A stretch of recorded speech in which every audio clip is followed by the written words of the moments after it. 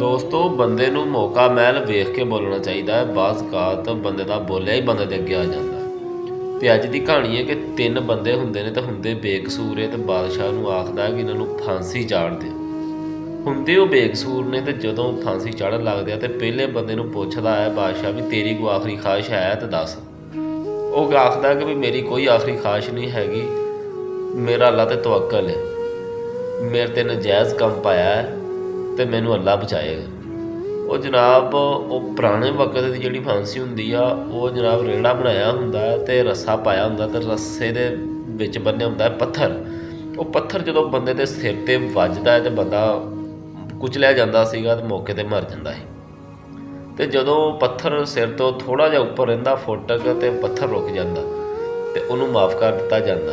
ਫਿਰ ਅਗਲੇ ਬੰਦੇ ਦੀ ਵਾਰੀ ਆ ਜਾਂਦੀ ਹੈ ਤੇ ਉਹਨੂੰ ਬਾਦਸ਼ਾਹ ਆਖਦਾ ਵੀ ਤੇਰੀ ਕਿਹੜੀ ਕੀ ਖਾਹਿਸ਼ ਹੈ। ਉਹ ਕਹਿੰਦਾ ਵੀ ਮੇਰਾ ਵੀ ਅੱਲਾ 'ਤੇ ਤਵੱਕਲ ਹੈ ਤੇ ਮੈਨੂੰ ਅੱਲਾ ਹੀ ਬਚਾਏਗਾ, ਮੈਂ ਆਪ ਬੇਕਸੂਰ। ਤੇ ਜਨਾਬ ਜਦੋਂ ਉਹਦੀ ਵਾਰੀ ਆਉਂਦੀ ਤੇ ਉਹਦਾ ਵੀ ਪੱਥਰ ਫੁੱਟ ਕੇ ਉਹਦੇ ਸਿਰ ਦੇ ਉੱਤੇ ਰੁਕ ਜਾਂਦਾ ਹੈ ਤੇ ਬੰਦਾ ਬਚ ਜਾਂਦਾ। ਤੇ ਜਦੋਂ ਤੀਸਰੇ ਬੰਦੇ ਦੀ ਵਾਰੀ ਆਉਂਦੀ ਹੈ ਨਾ, ਤੇ ਉਹ ਆਖਦਾ ਵੀ ਬਾਦਸ਼ਾਹ ਨੂੰ ਪੁੱਛਦਾ ਵੀ ਤੇਰੀ ਕੀ ਆਖਰੀ ਖਾਹਿਸ਼ ਹੈ। ਬਾਦਸ਼ਾਹ ਨੂੰ ਪੁੱਛਦਾ ਵੀ ਤੇਰੀ ਆਖਰੀ ਕੀ ਖਾਹਿਸ਼ ਹੈ। ਉਹ ਅੱਗੋਂ ਆਖਦਾ ਵੀ ਖਾਹਿਸ਼ ਕੋਈ ਨਹੀਂ ਦੀ, ਤੇ ਨਾ ਹੀ ਇਹਨਾਂ ਨੂੰ ਅੱਲਾ ਨੇ ਬਚਾਇਆ ਤੇ ਨਾ ਹੀ ਇਹਨਾਂ ਦੇ ਕੋਈ ਨਸੀਬ ਚੰਗੇ ਸੀਗੇ।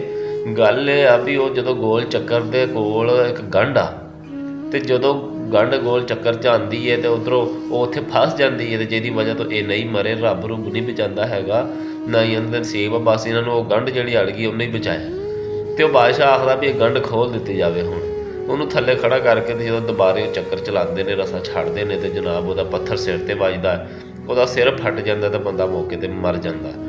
ਤੇ ਗੱਲ ਇਹ ਆ ਵੀ ਬੰਦੇ ਨੂੰ ਮੌਕਾ ਮਹਿਲ ਵੇਖ ਕੇ ਬੋਲਣਾ ਚਾਹੀਦਾ ਹੈ। ਔਖੇ ਸੌਖੇ ਵੇਲੇ ਦੇ ਵਿੱਚ ਰੱਬ ਹੀ ਬਚਾਉਣ ਵਾਲਾ ਹੁੰਦਾ ਹੈ, ਰੱਬ ਹੀ ਮਦਦ ਕਰਨ ਵਾਲਾ ਹੁੰਦਾ ਹੈ, ਕਿਉਂਕਿ ਰੱਬ ਦੀ ਇਜਾਜ਼ਤ ਤੋਂ ਬਗੈਰ ਪੱਤਾ ਵੀ ਨਹੀਂ ਹਿੱਲ ਸਕਦਾ। ਵੀਡੀਓ ਚੰਗੀ ਲੱਗੀ ਹੈ ਤੇ ਸ਼ੇਅਰ ਜ਼ਰੂਰ ਕਰਨੀ ਹੈ। ਮੋਰਾ ਖੁਸ਼